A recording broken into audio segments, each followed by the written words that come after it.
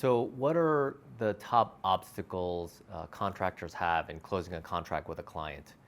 And what are your tips for overcoming those obstacles?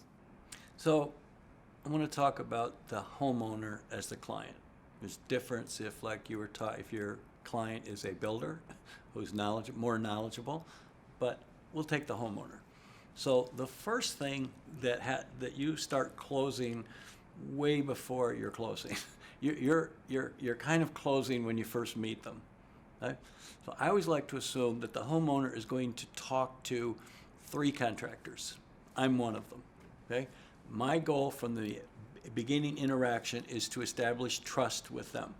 My simple goal is they trust me more than the other two.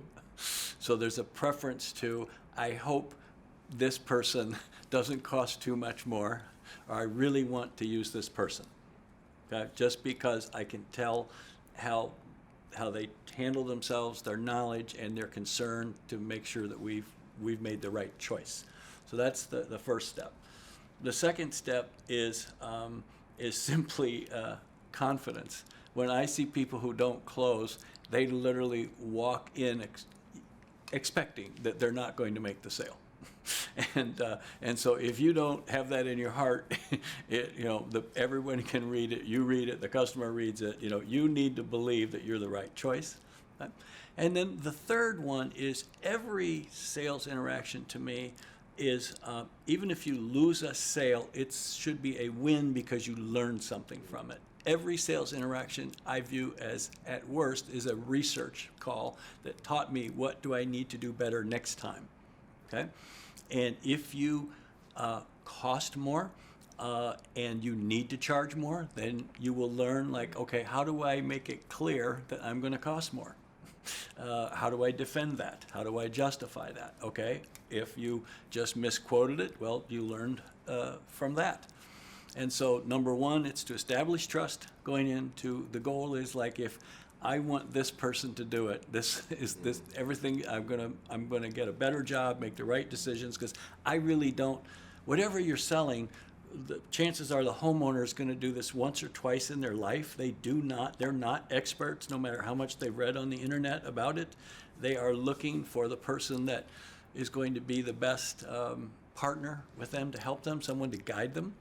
So when you set that up, then when you walk in with confidence, and then third, when those times happen where you're not going to get every sale, but you walk out and you say, what did I learn?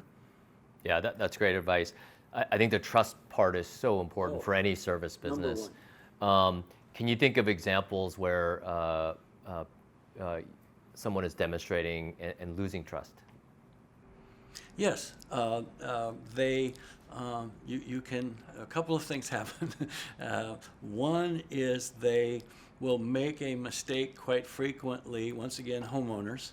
They'll make a mistake quite frequently where they'll assume that the man, for example, is the decision maker, and you can literally see all their attention is on the man while the wife is sitting here. Okay? And men are getting much better at it, but boy, that is one where I still see that happen. Okay, the next is they're just a little too eager to close. They're just a little too moving, just a little too fast for the customer. For some reason, they are not in sync with the customer. They're just a couple steps ahead of the customer, and the customer is getting ever so slightly a little more, this is not feeling good, this is not feeling good, this is not feeling good. And so that, having more patience and realizing what is the customer's concern, and, reading that and explaining that, I think are the key parts. So focusing on the wrong person or not everybody involved, and then being in too big of a hurry, falling into that, unfortunately, I'm going to use the word home improvement salespeople can still have a bad reputation as someone who comes in and just, is high pressure, make this happen. And while many times you do want to close the deal while you're there, The best people, it's amazing, they seem like they're in no hurry at all, even though they are, but you watch them, it seems like they've got all the time in the world.